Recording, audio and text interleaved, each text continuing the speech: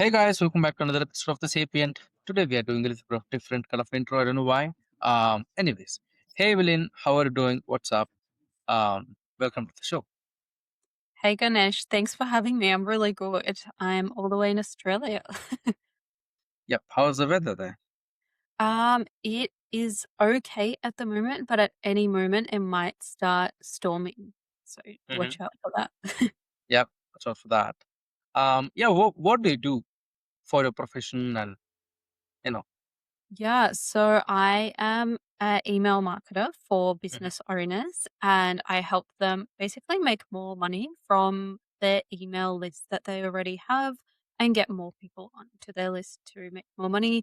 And what I do that's a little bit different is I blend that human element of making sure that emails sound like the actual person, the business owner.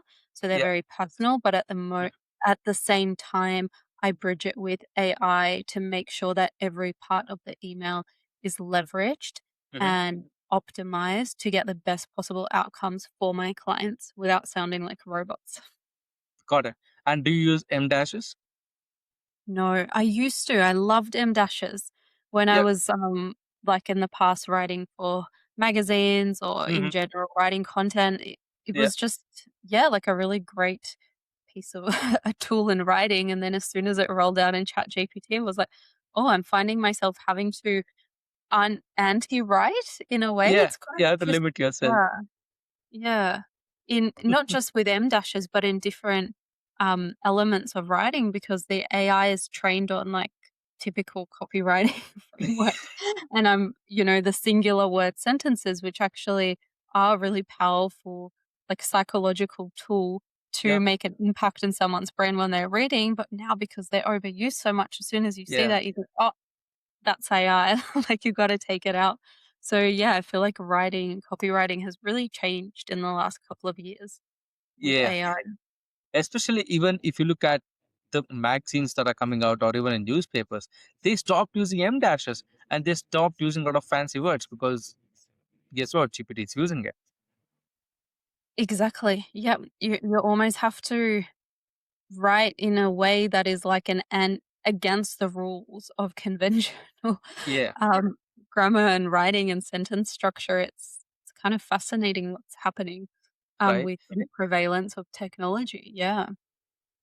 And I guess there will be a full circle when I'm pretty sure there will be a day when people will again start using M dashes because all the AI will have stopped using it and they're like, this is the only way to recognize now that it's human.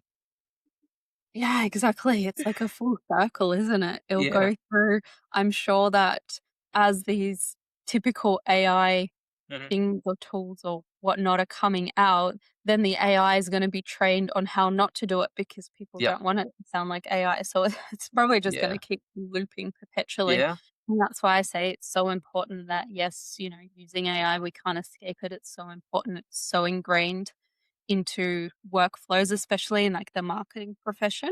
It's Yeah. quite advanced in that way. But at the same time, we can't lose that human touch because that's what makes us unique. Otherwise, Yep. we all have access to GPT. We can all pump out content, but to make it sound genuinely like you, M dash or no M dash, like that's I think the key in using it in an Yeah. authentic. Yeah. Now, and also now we are seeing rise of imperfection in human writing. Like people deliberately uh, leaving out mistakes and grammar mistakes and spelling mistakes just to prove that they're human. Yeah.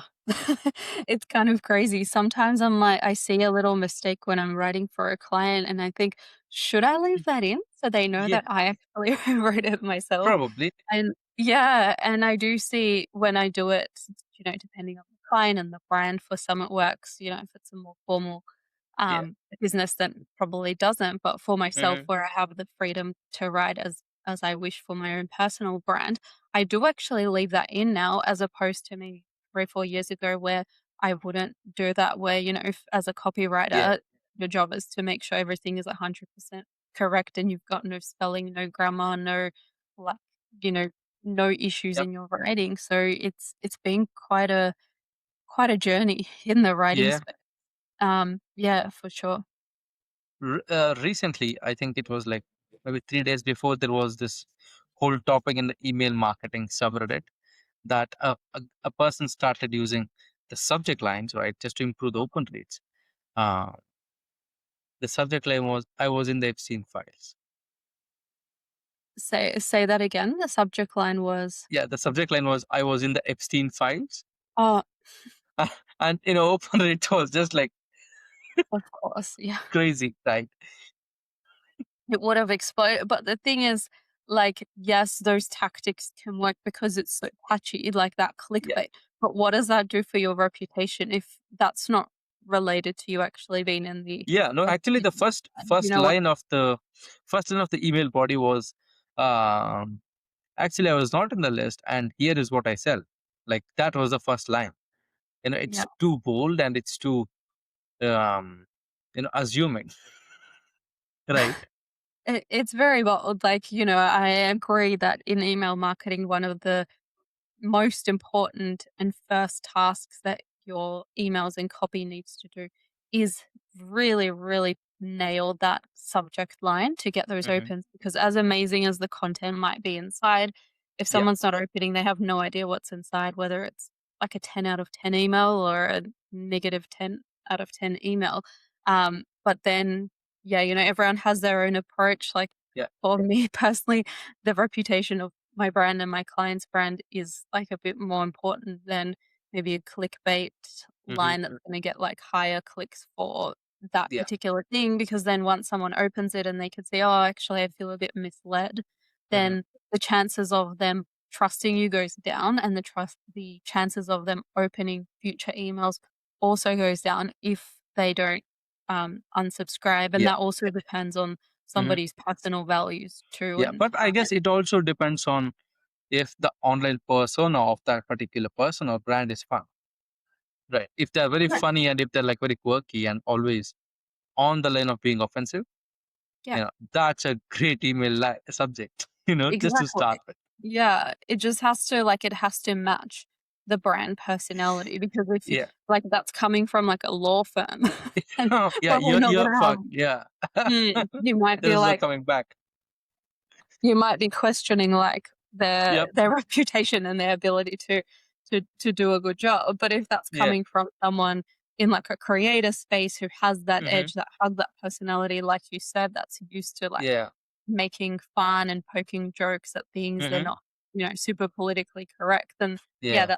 so it's all, about context Yep. related. Hmm. And I saw one more email subject that said, "I'm the Nigerian king." That's great. Well, when I hear that, I just think that's like spam, that someone's gonna Yeah. ask me to transfer them like $3,000 for Right. their sick aunt somewhere Yeah. in a jungle. But people really play around with it and have fun. Like, I've Yeah. got my own sort of, little techniques and tactics Right. that I use. Yeah, Um, because the rationale behind that email subject was, uh, the guy said that, you know these days people don't receive any more, Nigerian king or prince emails. So how about we put in a bit of nostalgia, right? exactly. Again, it's the context, right? Do Yeah. you know who that came from? If that was Yeah. like someone who likes to poke fun? Yeah, and just even you investigate, you just open the email, right?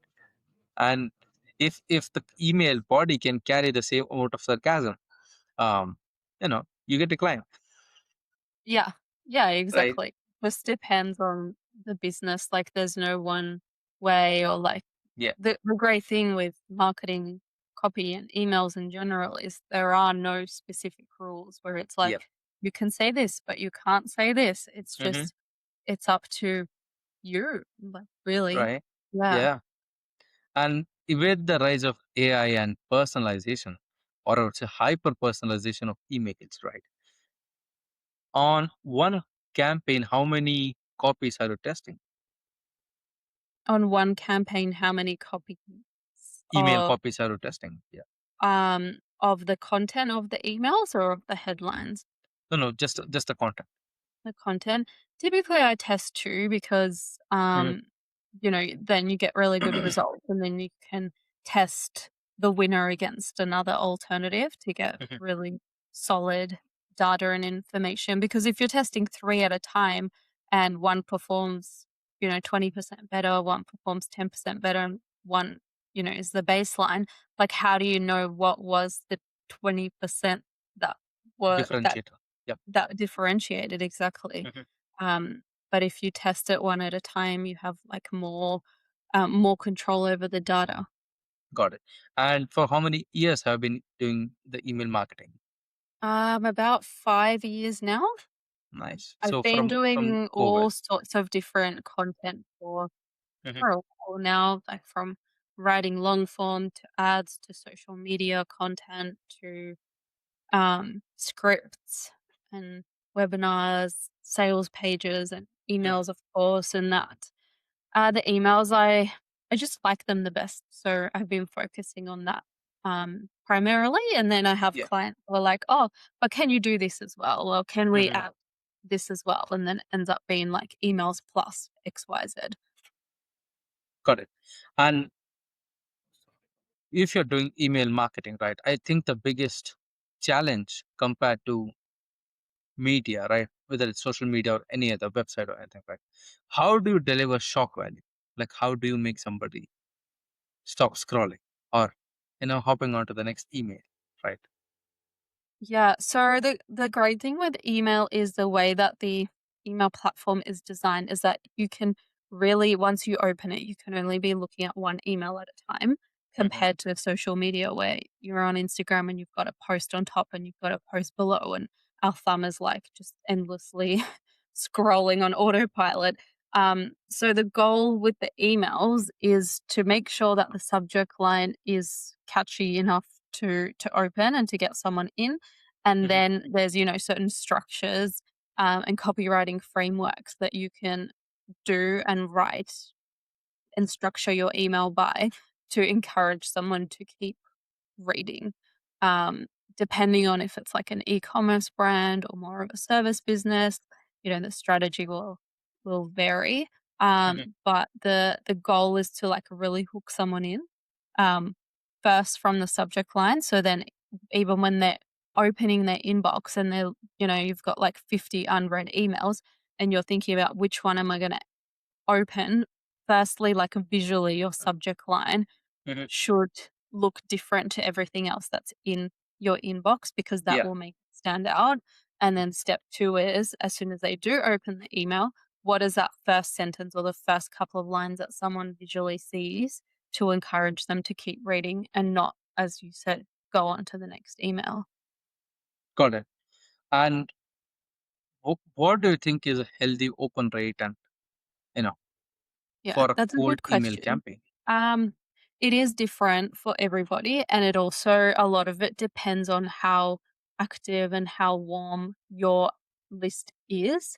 If you've got an email list that you haven't emailed for a really long time, or you do it really sporadically and there's no strategy behind it, like 10%, you might think, "Oh, 10% is good."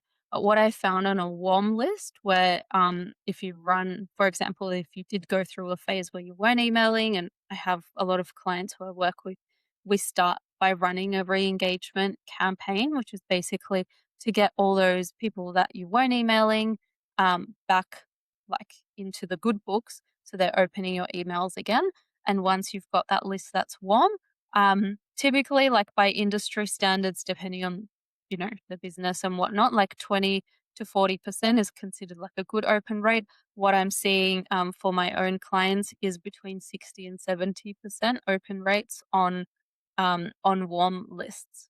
Yeah. Yeah, Got it. which I think is a healthy healthy Yeah. number. There's No, always room for improvement, but yeah. No, I feel like it, that's above the industry standard or yes, it industry is. average when it comes to open rates, right? Um, Yes. do you work on cold email campaigns or just with the, warm email campaigns? I prefer working with emails where the business has acquired the emails and has permission to send them marketing emails. So that Got it. would be considered more of a like Warm. warm. Yeah. Yeah. Yeah. Yeah. But also it's like, I feel that like the real challenge is still in cold email marketing. Of course, yeah. right? It's, with cold email, you can purchase a list and then you can send cold campaigns. Yeah, There's also, really personalized one-on-one cold outreach. So it is different, depends what you're after. Of course, if it's been going for many years and it's still going, then it works. yeah. Otherwise, people wouldn't be doing it. But yeah, for me personally, I prefer working with a list that has opted into the business because Mhm. they like something about it and they want to But receive yeah, but feedback. but the an issue with that I feel is that it's really hard to get people to sign up, Like right? it is, And but also it's not. yeah, it also works for boutique kind of businesses, right? But if you want to market at scale, like let's say like OpenAI or like Claude or somebody who wants to capture the bigger B2C, I think cold email is the way to go, right? Of course, like there's a place for everything, right? Like a small, um, even if say, as an example, if it's like a small local real estate company, if they were looking for new clients, I often get those like just normal direct response flyers in my mailbox. But Yeah, if, say, they start running cold outreach, um, at least they have like numbers to go off. They can yeah, see, did I open that or not? Did I just delete it straight away or not? What percentage of people are opening it? Trying different things. Is this message resonating or is this one working better? Or else if I'm getting a flyer, like I could use it or I could throw it out and they have no yeah. idea. They don't even know like, do I need that service? So it obviously it works for the right Mhm. audience, for the right strategy. Yeah. Um, and with the AI, first of all, and second of all, with the, I would say the mailbox is getting better with filtering emails, right? Do you think it will be harder in the future to send out cold emails? Mm, I think it also depends on the domain health of you Yeah, sending it because a lot of emails, if the inbox gods pick up on it, they can send it to spam. yeah, So I think marketers will just need to get smarter in how they're mhm, sending them and what they're using to send them. So perhaps yeah, if you're blasting out like 10,000 a day from one account, you might get flagged. But yeah, if it's split between like 5 accounts, then maybe that's a different strategy, which I'm actually seeing that happening in the ad world at the moment. yeah, Yeah, yeah. what And what are it's your thoughts? my thoughts are Yeah. it will be ridiculously difficult to get through, especially if I feel like we are like two updates away from Gmail essentially fucking up email marketing, right? In what Because way? already, if you have a Google Workspace, you have better email landing rates and opening rates, you know, in the air quotes, right? Apparently, Yeah. right? So it's like it will get. I feel like it will get ridiculously difficult to land more, and not just being blocked, right? It happened with telecallers and telemarketers, right? Like now, first Apple had it, and now all of the cell phones have AI screening, right? Like, why are you calling? Who are you calling to, right? And I think the same thing is going to happen with email, Mm. where it's going to only the few good ones who have already established or legacy players will be able to tell your emails. And somebody who's just starting out, like a startup or a freelancing, you know, person, they will find it like ridiculously difficult to land. Yeah, to me, it feels like it comes down to a problem not of so much the emails themselves, but more that there's such a lack of trust now Yeah, in the world in general, but yeah, especially like with marketing because it has this reputation of, oh, it's dodgy, it's sleazy, someone's trying to sell me something. So straight away, yeah. you put up a wall and you don't want to Mhm. hear about it. So the chances of a cold email being opened of course, is very low, so the Yeah. numbers you would have to do to get, like, a response is much higher, so, why not, like, I nurture. can give this episode is brought to you by Bolt Health. A lot of men assume that feeling tired, losing focus, struggling with recovery, or seeing their performance decline is just part of getting older. But what if that's not the whole story? Bolt Health is a premium telemedicine clinic focused on men's hormone optimization, performance, and longevity. They start with real data, a comprehensive testing panel covering testosterone and more than 40 biomarkers, plus a physician consultation, all in their $149 get started package. And if you use coupon code SAPIENT, you'll get $10 off the package. That's coupon code SAPIENT for $10 off at bolt.health. What stands out about Bolt is that they don't believe in one size fits all treatment. Their protocols are designed around your biology with a dedicated physician who works directly with you rather than passing you through a call center or a rotating group of providers. You can learn more at bolt.health. The company was founded by Kevin Dahlstrom, a four-time founder, investor, and elite rock climber who says he is healthier, sharper, and happier at 55 than ever before. Bolt Health was built from his belief that peak performance doesn't have to decline with age if you have the right information and support. If you have been curious about optimizing your health, improving energy, recovery, or long term performance, check out bolt.health and use code SAPIENT for $10 off your Get Started package. That's bolt.health, coupon code SAPIENT. Give you a data point for that. If Yeah. because one of my clients has 32 domains, right? And even if you assume 5 mailboxes per Mhm. domain, right? They're already at 180 plus email boxes, and he is blasting like 1.5 million emails in a month, and the And how you open rate is less than 1%, yeah. and click through rate is ridiculous. It's like 0.2 or 0.3%. Mm. And now imagine if instead of like going for that cold Yeah, method, um, it was a warm method where 70% were opening and, yeah. 20% plus were Well, clicking. well, How I much? I, thi- I think there is an issue there too. Because if you look at the latest Meta's data, and also from my own experience of running Meta ads, right? And when Yeah. you collect information, you have to explicitly ask them, right? Do you want to be contacted through email? And 92% say no. So if you spent $100 and you got like 20 leads, and out of that, if 90% of people say no, you're left with two people, right? So it's like Yeah. yin and yang, like there is pull and push.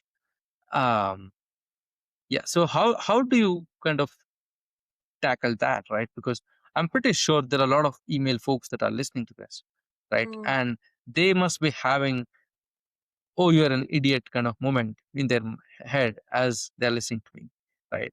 So how do you tackle that in terms of building up this list? Because that seems to be the hardest part. Yeah.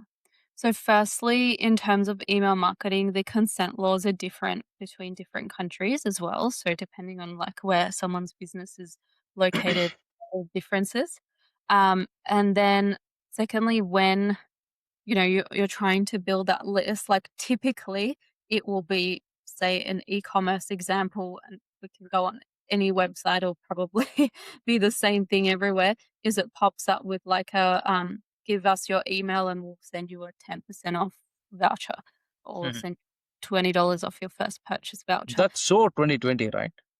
Yeah, yeah, but it still works, Mhm. People still like it. It just as like a very basic example that Yeah, any person, whether they're an expert in email marketing or they're hearing or this for not. the first time, can Yeah, understand. Like you go on a website and you know that you give your email, and in exchange for your email, you're gonna receive like this voucher code, and you're gonna receive email marketing after that. You know you can unsubscribe if you don't wanna receive any more. yeah, Um, that's what the button is there for, and that's why legally it needs to be there as well. If it's more of a service type business, yeah, there's so many different options now. We're seeing quizzes, and it yeah, sounds fun, but the whole point is like they want your email. yeah. um, and if it's going if it's targeting through ads and it's asking for your email, typically the ads are going to be targeted towards that ideal customer profile. Hmm. If you're selling like yoga socks, you're not going to be targeting like a man in his 60s that doesn't has no interest in this whatsoever. You're going to be targeting like young women. So you know, the life cycle of collecting the email address doesn't just start at the Hmm. point where, you know, you enter your name and you enter your email address. There's Yeah. so much more in the user journey before that to get to that point, and to also, when you do collect that email address, to make sure that that person is actually a good fit for whatever it is that you are trying to sell in the future. Hmm. Because if not, and you, even if it cost you like $1 per lead, if those leads are not aligned, then what's the point? You'd rather be paying double, like $2 a lead, but that Yeah. lead is like 100% like your ideal customer demographic. Yeah. Yeah. But I also feel that there is this point with marketers that, um, if in any industry, it doesn't matter whether it's $1 million ticket or a dollar ticket. If a lead is costing you more than 50 cent for email marketing, it is not worth it, because with the open rates and click through rates, and then you look at the conversion and you say, you know, it's too expensive. Well, it depends. Are you selling a $5 product that they're going to buy once, or are you selling a $10,000 product and you're going to upsell on top of that? And that customer is going to bring you, like, on average, 20, 30K over their lifetime. Like, I'm happy to pay $200 for to get that person on my list if I know that that ROI is going to be 30K over the next 2 or Well, I 3 feel months. like, yeah, to be honest, I feel like ads and ROI are kind of marketing gimmick. Like, marketers convince themselves that this is the Yeah. standard to work off. That, if the ticket size is this, and then ROI is that, right? But as a traditional business, it doesn't make sense, right? Because it might work for service businesses, as you said, right? If Mm. I run a consultation business, I do not have any expenditure upfront, right? It's like zero cost, and I'm providing the service. So even if a lead costs, let's say, 50% of the average ticket, it's not a problem for me, right? But whereas a product based company where there is significant cost upfront, right? You know, then talking about ROI is kind of not fair to them, at least as a client, right? So have you Yeah. ever had that kind of question from a client? Um, Well, you still have to, you know, like, in some ways you have to spend money to make money, because if Yeah. you've got a brand and no one knows about you, like, advertising is the fastest, easiest way to basically go to a supermarket and, like, start shopping for customers. Hmm. Of course, you know, probably can feel a bit more difficult, especially if it's a small business owner where you're like, I'm paying for these ads and what's the return? But that's why, you know, with ad spend, you can test on a smaller budget and then, like, no, like, disagree with me here.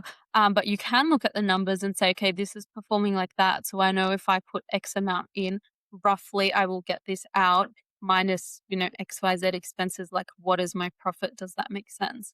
And with emails as well, like, those numbers can be tracked where you see, okay, this person received this, they opened this email, this is how many times we sent it, this is, you know, Okay. how many orders they've So placed and how much. yeah, I'm just steel manning the conversation just to Yeah. make it interesting. Um, Here is an actual counter argument to running ads, Right. right? The reason that you see a lot of startups perform better at ads than traditional businesses is because startups do not make any money. They run a loss, right? In the name of customer acquisition costs and so on and so forth, right? So they're just cooking the books and selling something that costs $100 at $80 and pretending to make money, right? And the whole argument is that a typical business with healthy profit margins, or even low profit margins cannot run ads because there is already all of these costs associated to the business, right? And then if you add the cost per lead, and you know then how do you calculate ROI, right? Because do you just calculate solely based out of the ad budget, or do you do it from the ad spend, or do you calculate from the whole product sales perspective, right? Like this whole challenge to a stereotypical or legacy businesses, right? So how do you think we balance that?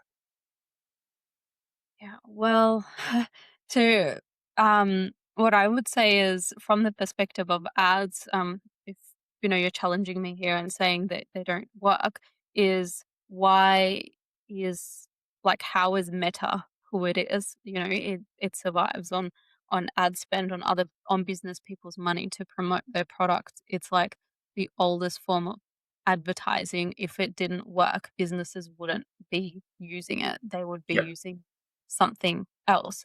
And yeah, now that we live in a digital world, like, yep, we can put the ads online. But before, when it was print media, the ads were, well, still are primarily in magazines. Before yeah. that, posters on a on a wall, On the wall, even yeah. hand drawn. Yeah. So, in terms of balancing, like, how do you determine the ROI? Well, every business should have their own like data to be able to go off that to know Mhm, like I need to sell my product at X amount to make this minus like my expenses. If they know that it costs them, say, $5 to acquire a customer and their product is 100, they're mhm, like, okay, we 100 minus 5 to acquire the customer minus this minus, the shipping minus mhm, whatever it might be, we're left with like say $30 profit.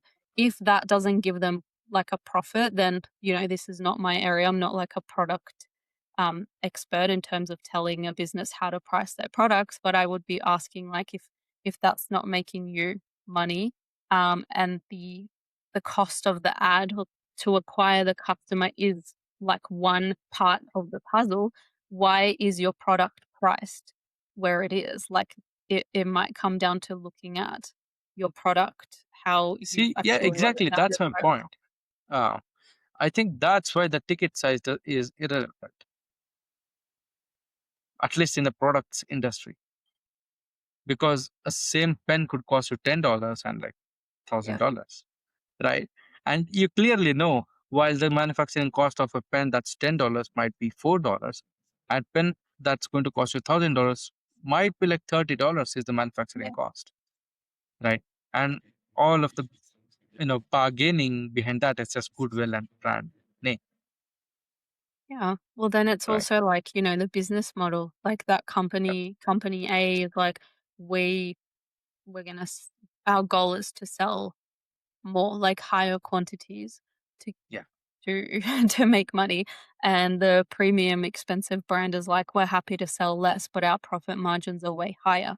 And yeah, it also depends, like, does that owner of the business, are they happy having a like $1 million a year business and they're super comfortable and that's their goal that they've achieved? Or are yeah, they striving towards like a 500 million billion dollar brand? It's different too. So it's yeah, can't be just like one size fits all. yeah. And yeah, of course. And yeah, what AI tools do you use on a daily basis? The most common one that I use is ChatGPT Hmm. and a bit of Claude, mostly because it's, more content related as a copywriter, but I also use like AI recording tools, AI transcription tools, and more AI image and video tools, which that's like my goal this year to learn more and more about that. But there's just so many and there's so many new Yeah, ones all the time that you almost have to like, select the few that you want to learn and go deep into. yeah, got it. Done. And any final advice for business owners who are going to start email marketing and content writing?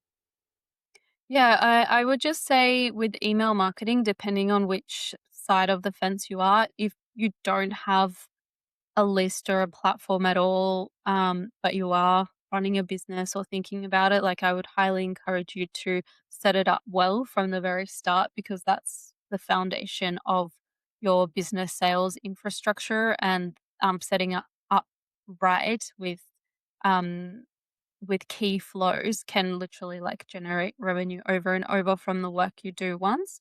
And then my suggestion to business owners or people who already have a big database, but maybe you've just stopped emailing or you never got around to it, or you just don't, you're overwhelmed and you don't know how to do it, is to clean it up first before you start, for example, emailing everybody straight away, because what can happen is that basically your account can get like banned and also all your emails will end up landing in spam. So really focusing on cleaning up that list, warming up the audience again, and then of course setting up those key flows and building from there. Got So it. really, really great and powerful sales channel for your business. Yep. Yeah. Thank you so much for being here, first of all. And yeah, the conversation went really deep, I guess. And yeah, thank you so much for making time and like helping our audience understand email marketing. Yeah, thank you, Ganesh. It was a pleasure to speak with you. Thank you so much. And to my audience, guys, this is the end of the episode. And all of Evelina's links will be in the description. So go check her out and yeah, talk to her about a lot of stuff because she seems to know it. And maybe, she can help you with your business. And yeah, until next episode, take care and see you.